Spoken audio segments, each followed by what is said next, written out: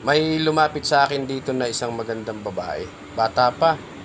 Siguro mga 62 years old. Baliktad pala, 26 years old.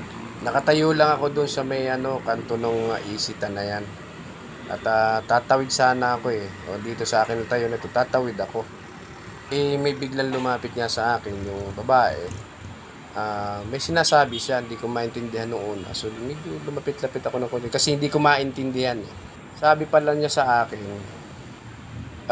kuya, gimmick tayo. Di tinanong ko sa ano ba yung gimmick na yun. Basta may sinasabi siya. Ayan, gimmick daw kami. Kahit mga 3 oras, 2 oras, siya daw ang bahala.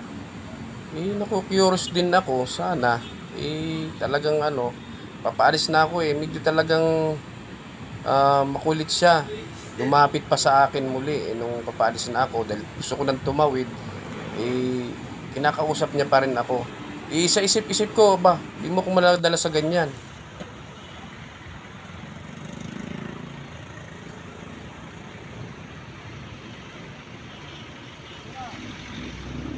May lumapit sa akin dito na isang magandang babae.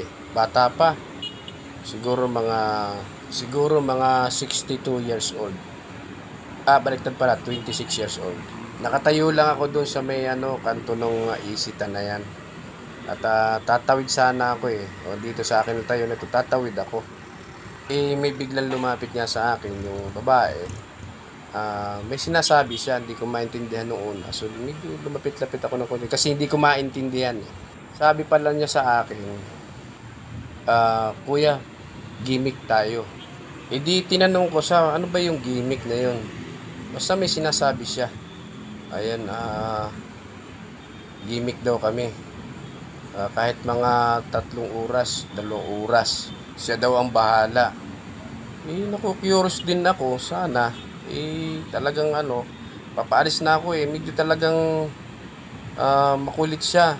Lumapit pa sa akin muli nung papaalis na ako dahil gusto ko nang tumawid.